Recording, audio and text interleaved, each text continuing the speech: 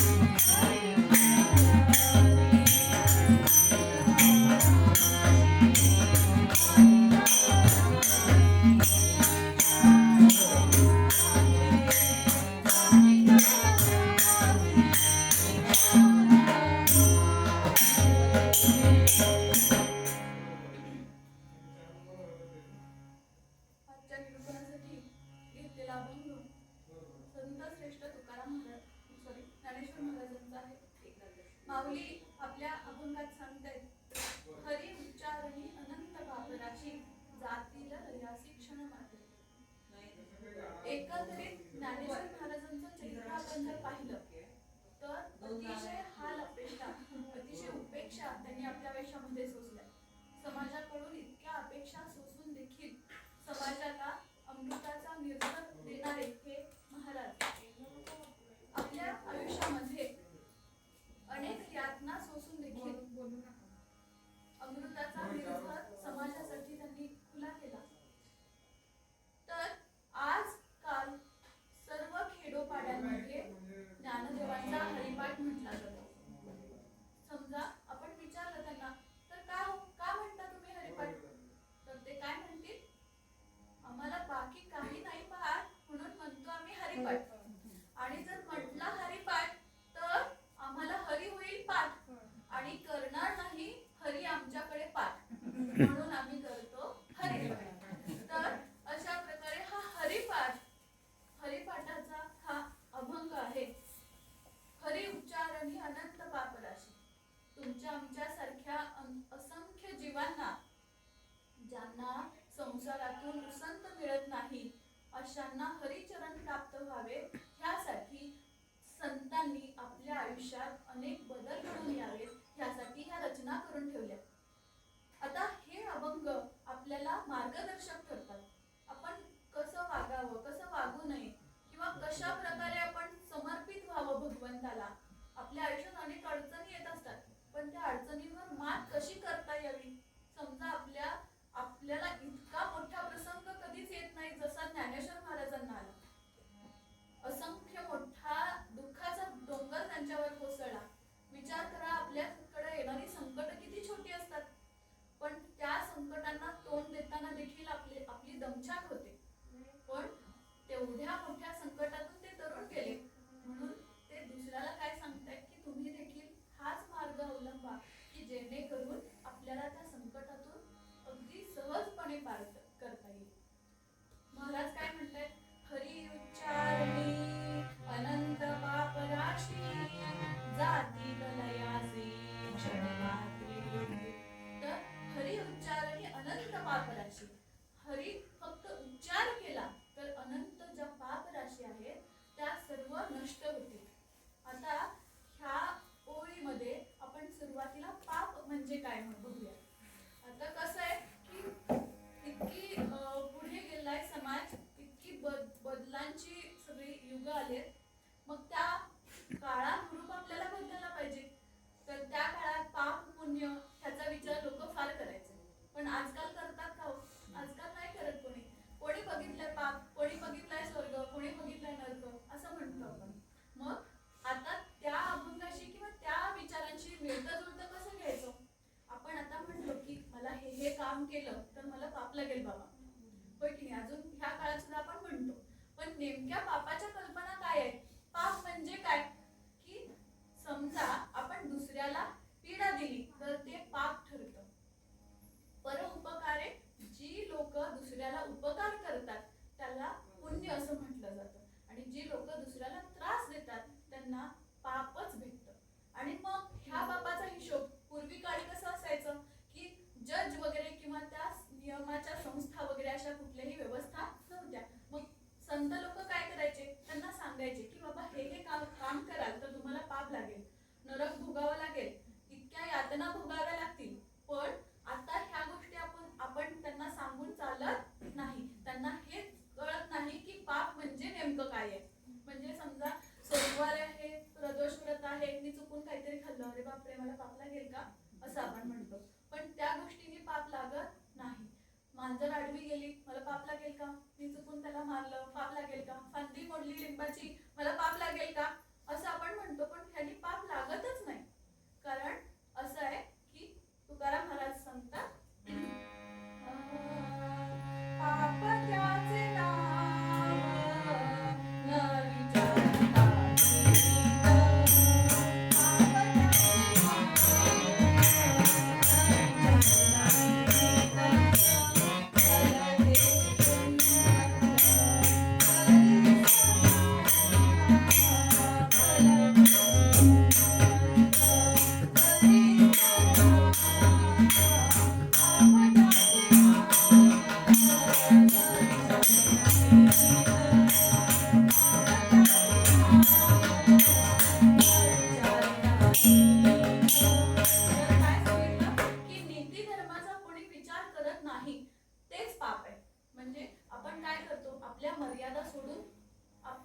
मर्यादा ओलांडून जेव्हा आपण वागतो तेव्हा ते पाप ठरवलं जातं. म्हणजे समजा दुसऱ्याच्या आयुष्यात डोकावणे, त्याची निंदा करणे, त्याला त्रास होईल असं काहीतरी करणे, चोरी करणे, परनारागमन करणे, अशा अनेक गोष्टी आहेत की ज्यामुळं पाप घडतं. आता पूर्वीच्या काळी पुराणांमध्ये असं सांगितलंय की 3 प्रकारची पाप आहेत. एक पाप, उपपाप आणि महापाप. आता ह्या सगळ्या गोष्टींचा उहापोह आता आपण करणार नाही, कारण खूप खोलवर आहेत त्या गोष्टी. आणि मग त्याच्याही नंतर मग वाचिक पाप, कायिक पाप, मानसिक पाप असे 10 प्रकार आहेत त्याचे. इतके पापाचे प्रकार सांगून देखील आपल्याला नेमका पाप म्हणजे काही कळत नाही. तर नीती धर्म सोडून वागणे म्हणजेच पाप. आता आपण म्हणतो नीती म्हणजे काय, तर खोटं न बोलणे, सत्य बोलणे, शौच राहणे, नियमित आपली कर्तव्य करणे, ह्या इतक्या गोष्टी सोडून आपण जे जे काही करतो, शास्त्राला सोडून जे जे करतो. एक महाराज म्हणाले की आता तुम्ही सांगा मला की पाप आणि पुण्य ह्यांचा नेमका आपण कसा मेळ घालू. तर शास्त्रात असं सांगितलंय की जे जीव गेला तरी करू नये असं जे आहे त्यालाच पाप म्हणतात. म्हणजे ज्या गोष्टी करू नयेत त्या गोष्टी पापाच्या गोष्टी आहेत. आणि ज्या जीव गेला तरी त्याच करायला हव्यात असे जे आहेत त्या पुण्यप्रद आहेत. म्हणजे समजा आपण असं म्हणतो की एखादी चिमणी असेल किंवा कावळा किंवा कुठलाही पक्षी, प्राणी, त्यांच्या उदरनिर्वाहासाठी आपण काहीतरी करतो. पूर्वीच्या काळी ते सिनेमे लागायचे, त्याच्यामध्ये नाही का ते त्या चिमण्यांनी ना, त्या चिमण्यांसाठी त्यांनी असं धान्य वरती ठेवलं होतं. ती बिचारी पिलं, त्याची आई सांगते की अरे बाबा दुष्काळ आलाय, धान्य नाहीये घरात. पण तो म्हणतो आई मी ते घेऊ का खायला, मला खूप भूक लागली. तर नाही बाळा, तिची चिमणीची पिलं देखील उपाशीच आहेत ना, मग त्याच्या तोंडचा घास आपण का घ्यायचा. पण ती गोष्ट जेव्हा आई आपल्या मुलाला सांगते की बाबा ती गोष्ट करू नये, ही गोष्ट जी आहे ना ती पापाची गोष्ट आहे. की जी आपण ऐकतो, म्हणजे ती जी चुकीची गोष्ट आहे ती कधीच आपण लक्षात ठेवत नाही. की ही गोष्ट आपल्याला आईने सांगितली आहे की ती करायची नाहीये, पण मोठे झाल्यावर आपण काय करतो, कुठला पक्षी कुठलं पाप माहिती नाही, आपलं पोट भरलं काम झालं, म्हणून मग आपण काय करतो, ह्या सगळ्या गोष्टी विसरून जातो, कारण त्या आपल्या फायद्याच्या असतात. आणि मग नीती धर्मासाठी आधीचे लोक काय करायचे, आपला स्वार्थ बघायचे नाही. नीती आहे ना त्या नीतीनंच चालायचं. मग हे नीती सोडून जे काम आहे त्यालाच पाप म्हटलं गेलंय. पुराणामध्ये ह्यालाच पाप म्हटलं गेलंय. आणि म्हणूनच लोक काय म्हणतात, पुराणातली वानगी पुराणात. कारण आता लोक काय व्हायला लागलेत, स्वार्थी व्हायला लागलेत. आणि म्हणून मग ह्या सर्व गोष्टी कुठेतरी लहान मुलांना, सर्वांना, समाजातल्या लोकांना कळायला पाहिजेत की कुठलं पाप आहे. तर दुसऱ्याच्या भल्याचं करणं, नीतीला धरून करणं आणि सर्वांच्या कल्याणासाठी करणारं जे असतं ते सर्व शुद्ध पुण्य आहे. आणि म्हणूनच ज्ञानेश्वर महाराज आपल्या अभंगात सांगतायत की आपल्याला जर पुण्य हवं असेल तर काय करायचं, की ह्या सर्व पापांच्या राशी आपल्या नष्ट झालेल्या आहेत. सुरुवातीला आपला जन्म झाला, मनुष्य जन्म झाला म्हणजे नेमकं काय झालं, की आपला पुण्य आणि पाप ह्याचं संतुलन झालं. म्हणून मग आपल्याला मनुष्य जन्म मिळाला. जर हे असंतुलित असतं तर आपल्याला मनुष्य जन्म मिळालाच नाही. म्हणजे एकंदरीत काय, की आपल्या वाट्याला पुण्यही आहे आणि पापही आहे. म्हणून आपण इथे त्या पृथ्वी तलावर आहोत. तर ही पृथ्वी तलावर आपण जन्म घेतानाच आपल्या सोबत काय आलंय, आपलं पुण्य आणि पाप आलंय. तर आता हे जे आपल्याकडे पाप आहे ते आपल्याला संपवायचंय. तर ते कसं संपवायचं, का संपवायचंय, तर आपल्याला परमात्मा प्राप्तीसाठी ते पुण्य वाढवायचं आणि पाप पूर्ण नष्ट करायचं. पाप नष्ट करायचं काय असेल साधन, तर महाराज सांगतायत की पाप जर नष्ट करायचं असेल, पूर्वीच्या काळात काय होतं की हे अमुक काम केलं तर तुम्हाला हे प्रायश्चित्त घ्यावं लागेल. मग तुम्ही जर समजा मांजर मारली तर गंगा स्नान करा. मग जर समजा लिंबाची फांदी मोडली तर महादेवाच्या पिंडीवर तेल वाहा. असं आपण काय काय उपाय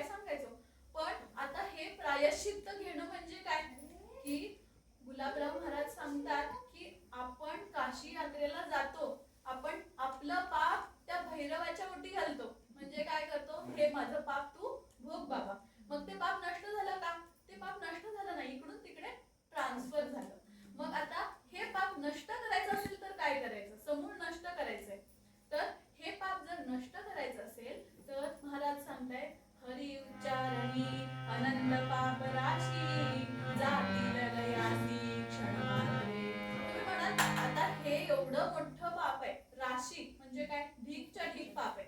आपण कधी मोजलेच नाही की किती पाप आपण केलेत. आपण वाचिक पाप किती केलेत, कितीदा तरी आपण दुसऱ्यांना टोचून बोललो, कितीदा तरी त्यांची निंदा केली. ही झाली वाचिक पाप. आपण काय लिहित बसलो नाही, मोजलो नाही आपण. पण काय होतं की दिन, रजनी, आकाश, वायू, पृथ्वी, सूर्य हे सर्वजण काय करतात, आपल्या पापाची कुठेतरी नोंद करतात आणि ती नोंद त्या यमराजाला कळवतात की सांगा बाबा ह्याचे इतके इतके पाप आहेत बघा तुम्ही. आणि मग त्याच्याकडे ते सगळा डेटा येतो की हा माणूस चला इतके पाप, वाचिक पाप इतके, कायिक पाप इतके, असे त्यांच्याकडे सगळे लगेच एका क्लिकवर सगळे पाप येतात.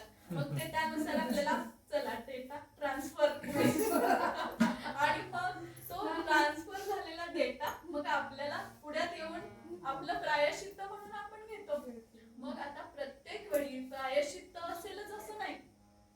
वाचिक समजा आपण गंगाजळाने आचमन केलं तर आपलं पाप, वाचिक पाप नाहीस झालं असं आपण क्षणभर पकडूया. पण हे वाचिक पाप नाहीस झालं तर आपण काय केलं, म्हणजे आमच्या गाडीचा जर आपण लायसन्स डेट संपली तर आपण काय करतो, रिन्यू करून घेतो. म्हणजे आपण गंगाजळाचं आचमन केलं म्हणजे काय केलं की आपल्या पापाचं रिन्युएशन करून घेतलं. झालं, आताचं पाप संपला, तर इथून पुढे आपण पाप करायला मोकळे. म्हणून असं न करता आपल्याला काय झालं पाहिजे, आता वाचिक पाप आपण करतो. का करतो, पाप आपल्या हातून घडतात, कधी कधी घडतात, कधी कधी न परत घडतात, कधी कधी आपण माहीत असून सुद्धा मुद्दामून करतो की जाऊ दे, कोणी बघितलंय, इथे कोणी आहे का बघायला, वरचा बघतो असं आपण ऐकलं होतं लहानपणी, पण आता आपण हे बघितलंय का, नाही. हे कोणीच मान्य करायला तयार नाही की तो कुठून तरी बघतोय. पण आता हे सर्व पाप नष्ट व्हायचं असेल तर आपल्याला काय करावं लागेल, तर अशा गोष्टी की आपलं मन शुद्ध होईल. आपलं मन जर शुद्ध नाही झालं तर आपण ते वारंवार पाप करतच राहतो. ज्यावेळेला आपल्याला दुःख वाटतं, आपल्याला त्रास होतो, त्यावेळेला आपण काय करतो, माझ्यापेक्षा जास्ती पुढच्याला त्रास झाला की आपल्याला समाधान, होय की नाही. मग ही सगळी गोष्ट कुठेतरी थांबवायला पाहिजे. मग ज्ञानेश्वर महाराज काय सांगतायत की कृष्णाने गीतेमध्ये काय सांगितलं,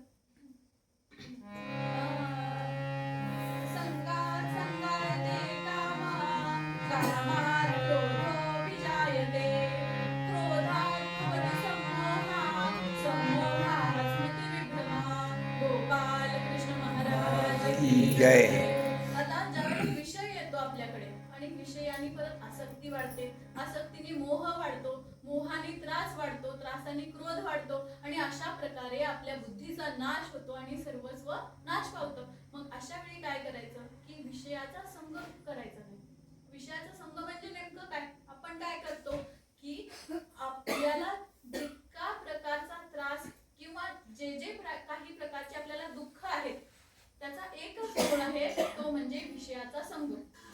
म्हणजे आपल्या शरीराला सुख व्हावं इतकीच इच्छा असते आपल्याला, कुठल्याही प्रकारचं दुःख आपल्याला होऊ नये हा एकच ध्येय आपल्याकडे असतो.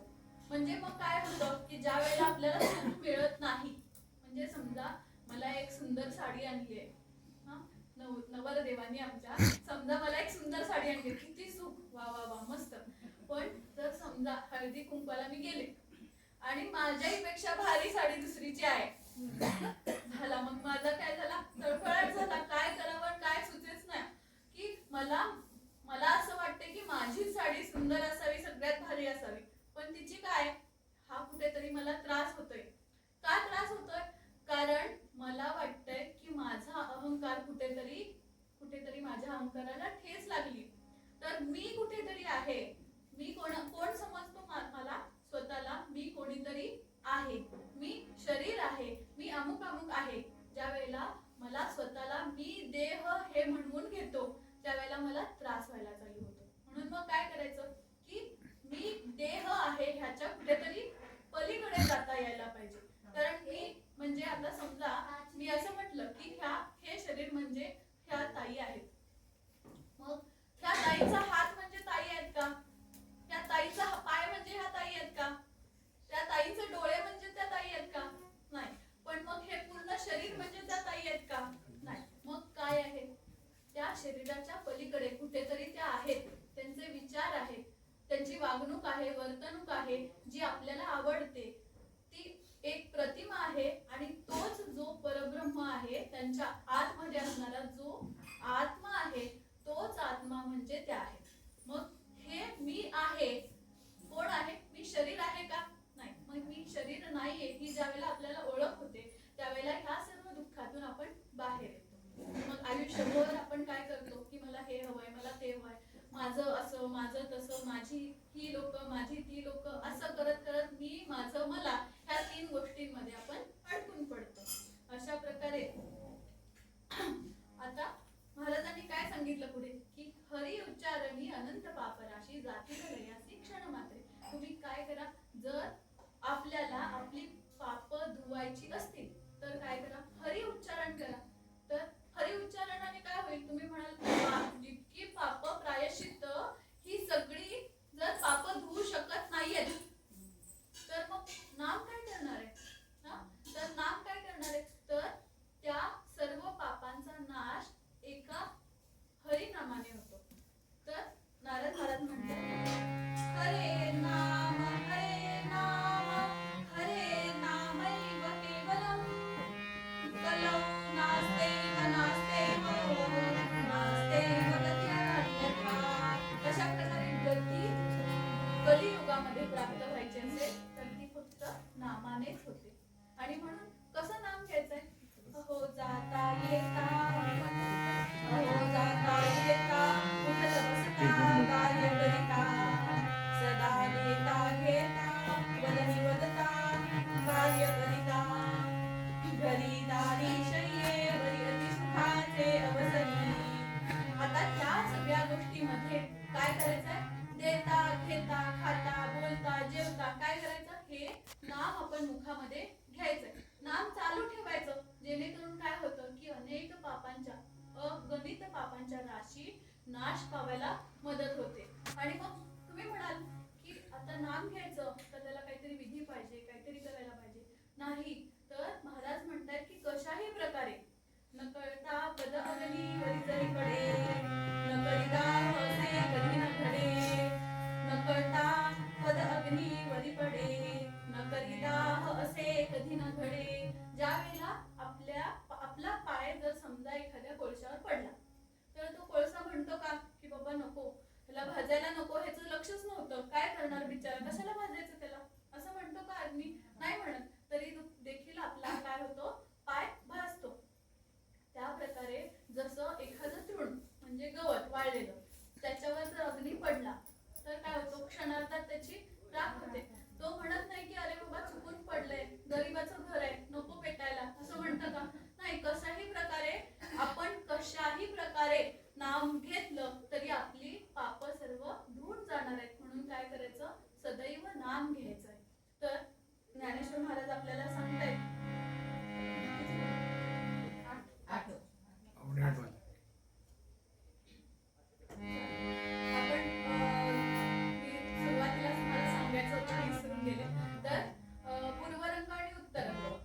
भाग असतात. पूर्व रंगामध्ये अभंगाचं विवेचन केलं जातं आणि उत्तर रंगामध्ये कथा सांगितली जाते. तर आता हा पूर्व रंग संपलेला आहे.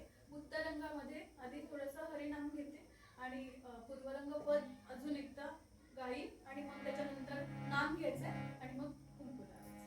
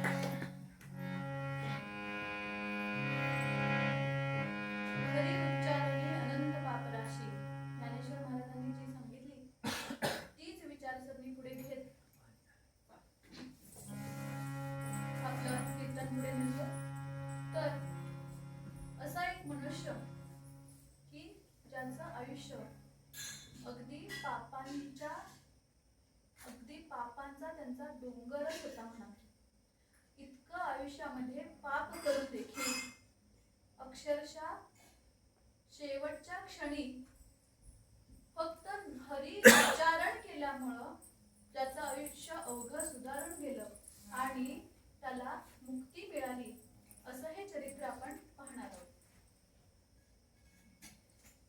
आपलं आजचं आख्यान जे आहे ते अजामिळाचं आख्यान आहे की अत्यंत आयुष्यभर पापांचा डोंगरच ज्यांनी रचला आणि मग कशा प्रकारे त्याला आपल्या आयुष्याच्या येरझारातून मुक्तता मिळाली, त्याची ही कथा आहे. तर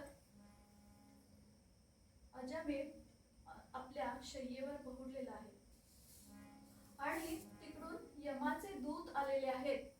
अतिशय पापाचा डोंगर आहे तुझा आणि तुला आता आज्ञा झालेली आहे, असे म्हणून विक्राळ दाढा, जटा हातामध्ये ते पाश घेऊन ते पोहोचले अजामिळाच्या जवळ.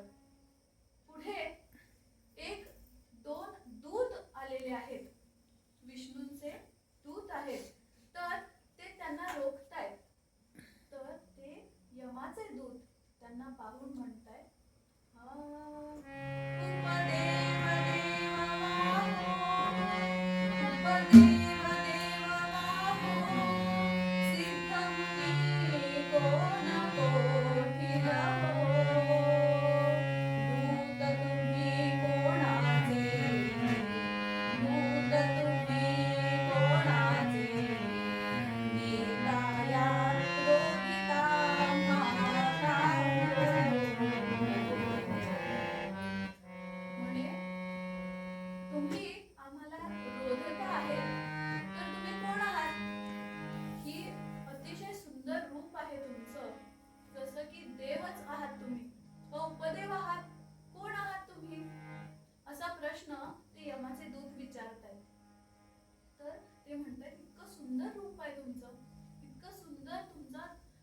हा वेश आहे आणि आम्हाला कळतच नाहीये की तुम्ही कोण आहात. कमला समान नयने देखी सुदिव्य वसने, कमला समान नयने देखी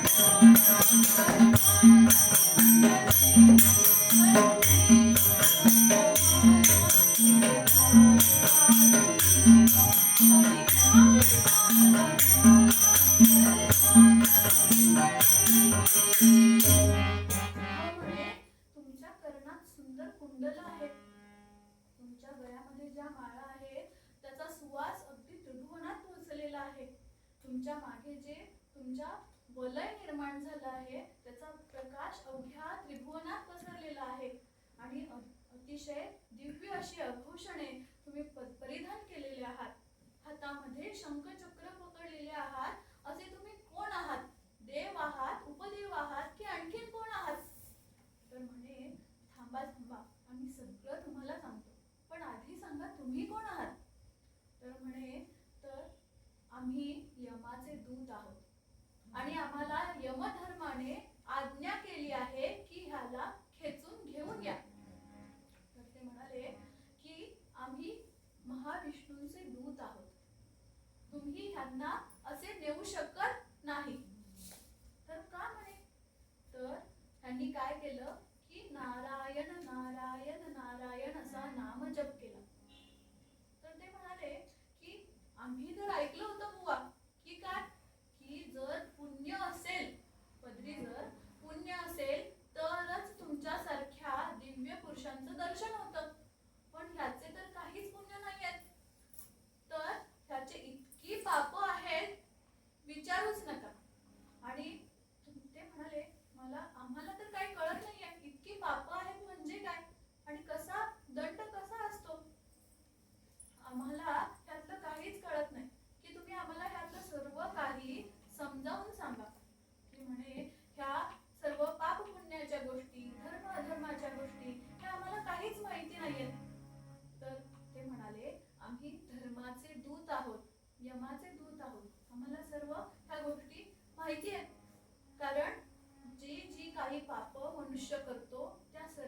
नोंद आमच्याकडे होत असते आणि म्हणूनच आता ह्याला नेण्याची वेळ आली आहे आणि धर्माने आम्हाला पाठवलं आहे. तेव्हा तुम्ही काय करा की ह्याला आम्हाला नेऊ द्या. छे छे छे म्हणाले, असं तुम्हाला ह्याला नेता येणार नाही, कारण आम्हाला विष्णूंनी सांगितलंय की त्यांनी माझं स्मरण केलं होतं. मरणाची वेळ आली तेव्हा त्यांनी माझं स्मरण केलं होतं आणि आता ह्याला यमाकडे ह्याला पाठवू नका किंवा नरकात पाठवू नका. तर म्हणे असं करू नका, ह्यानी खूप पापं केली आहेत, ह्याला नरकातच जावं लागेल. ते म्हणाले तुम्हाला कसं माहित? ते म्हणाले की हा एक काय होता, एक शास्त्रज्ञ कुलयुक्त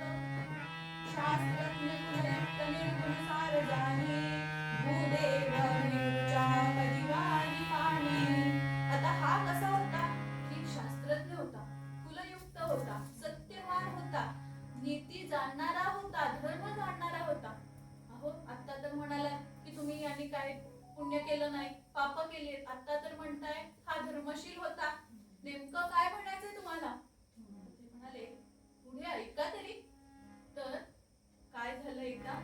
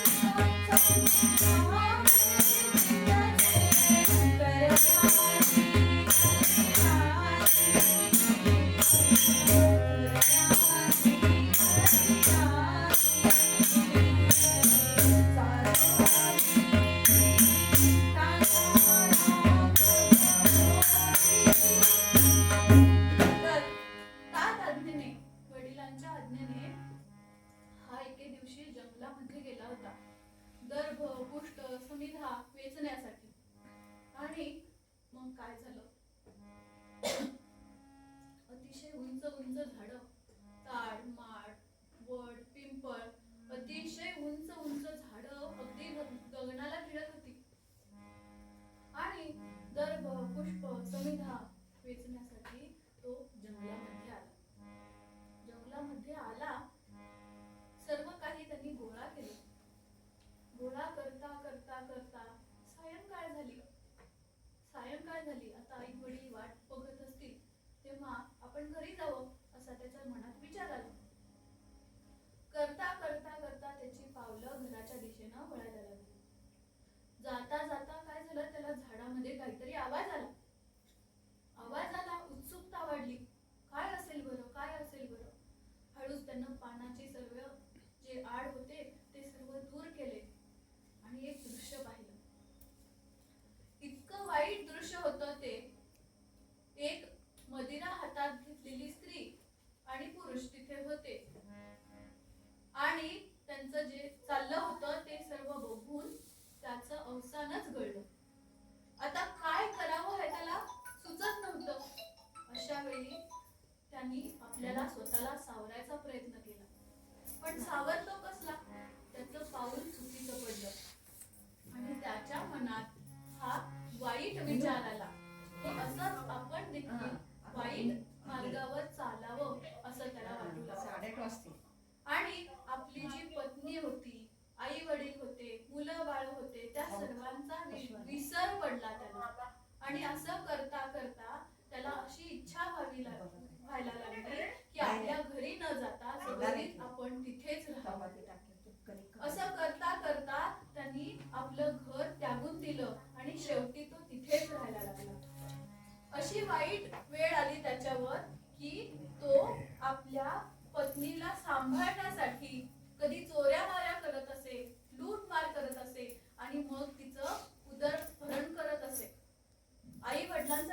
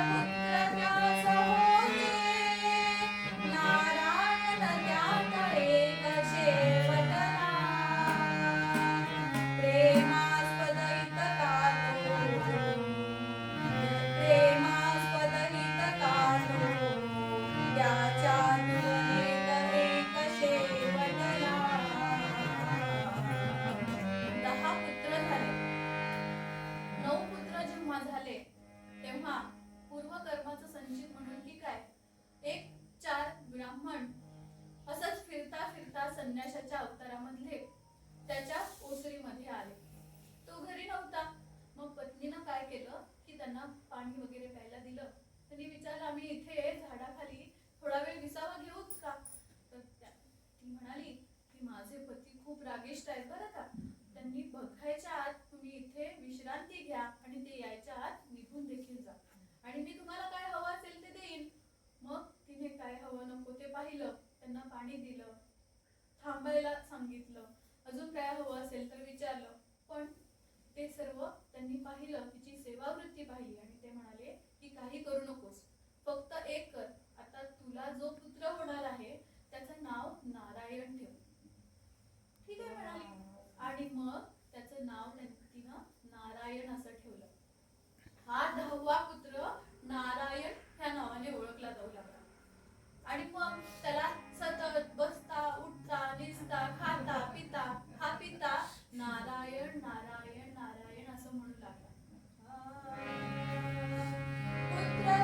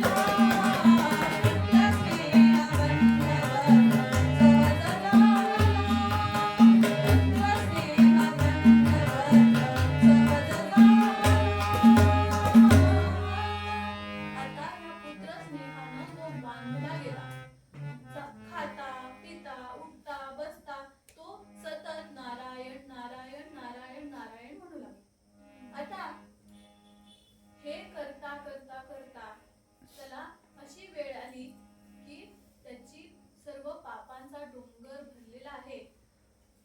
हे सर्व करता करता वयाची 80 वर्ष लोटली.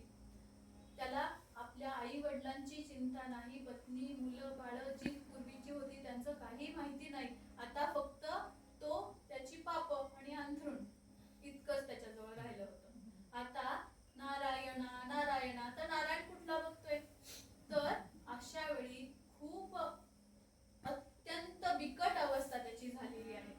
अंथरुणावरून उठता येत नाही, आणि अशा वेळी हे दूत यमाचे तिकडे पोहोचले आहेत. तर त्या दूतांचं रूप कसं होतं? अतीव वक्र वक्र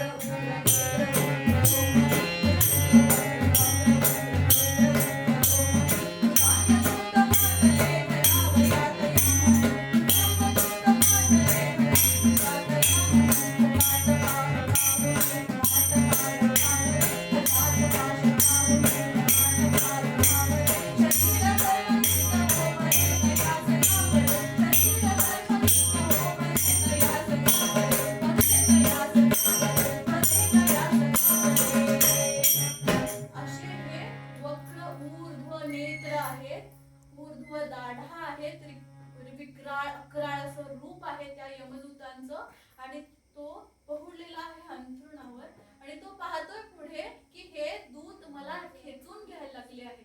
आपला पाश त्यांनी माझ्यावर टाकला आहे आणि ते ओढतायत मला.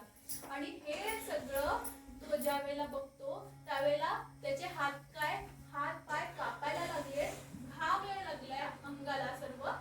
पण त्याला अशा वेळी देखील भगवंताचं नाम आठवत नाहीये. तो नारायण का म्हणतोय? तर नारायण त्याच्या पुत्राचं नाव आहे. की इतका स्नेह आहे आपल्या छोट्या मुलावर की त्याला फक्त त्या मुलाची चिंता आहे. कसं होईल माहिती नाही माझ्या बाळाचं, मी गेल्यावर कसं होणार, मी गेल्यावर तो खाईल का, मी गेल्यावर तो व्यवस्थित राहील का, त्याचं संरक्षण कोण करेल, असे हे डोक्यात त्याच्या विचार आहेत. पण नारायण तो भगवंताचं नाव घेत नाही. तर आता तो सांगतोय की हे पहा म्हणाले, ते विष्णूचे दूत सांगतायत की जरी हा भगवंताचं नाम स्मरण करत नाहीये तरी सुद्धा कोणत्याही विषयानं तुम्ही आनंदानं घ्या, दुःखाने घ्या, क्रोधाने घ्या, द्वेषाने घ्या, कशाही प्रकारे भगवंताचं नाम घ्याल तरी तुमचं रक्षण परमेश्वर करील. आता हे सर्व यमाचे दूत ऐकतायत. म्हणजे तुम्ही काय म्हणालात की जर आपलं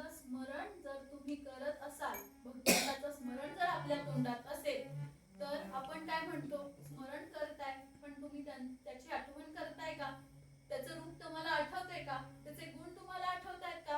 हे सर्व तुम्हाला सर्व जमत असेल तर तुम्ही नाम घ्या असं आपण म्हणतो.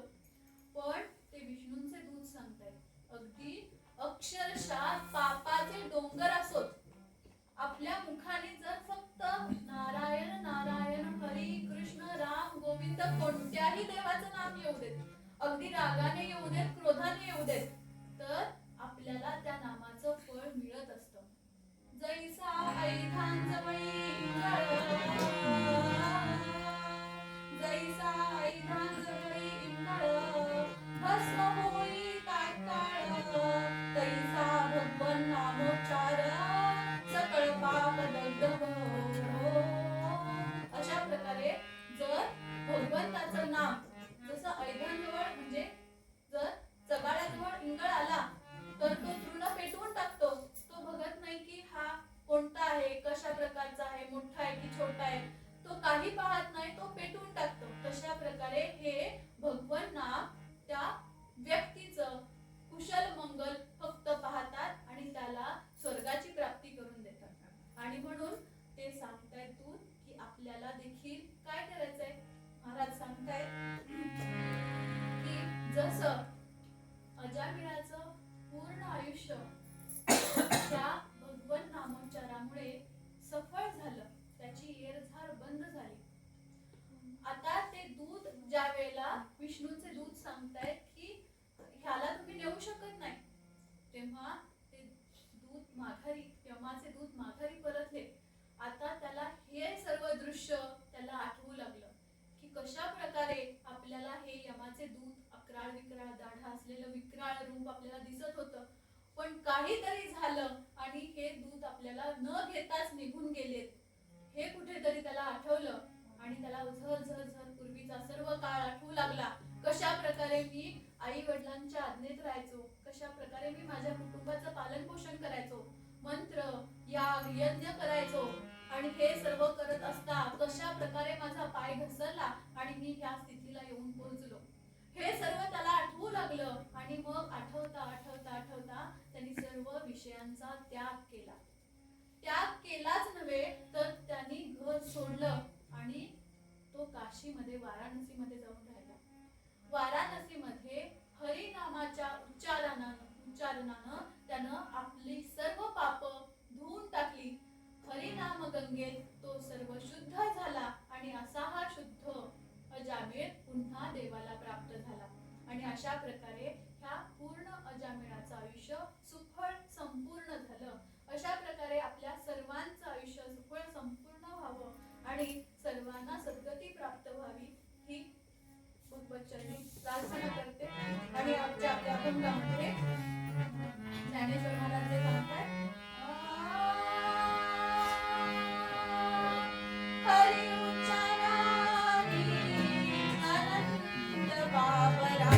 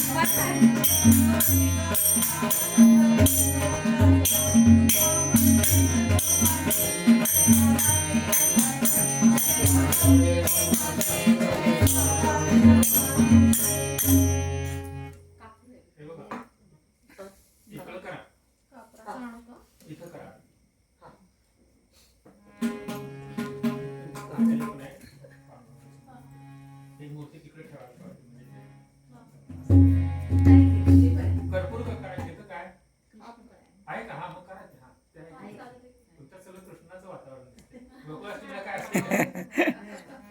सगळे कृष्णाजीचं. कृष्णाचं कार्यक्रम केला असेल. कर्पूरची आरती केली तरी चालेल. आहे आरती आहे की. कापूर राहू दे, आरती आहे की. राहू दे राहू दे. ते आरती आहे. हां. उभा राहा तिथंच. तुम्ही उभा राहा तरी चालते. तिथं आहे. सगळे उभा राहा. कृष्णमूर्ती आहे.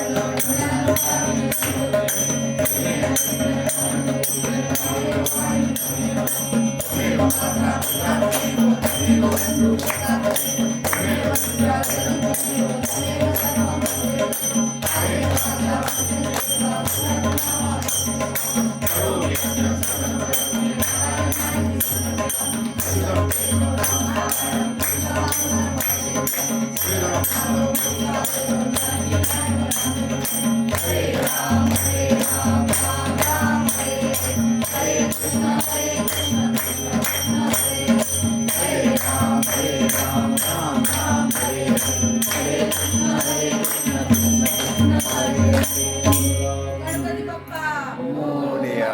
मूर्ती मोरया. पुंडलिक वरदा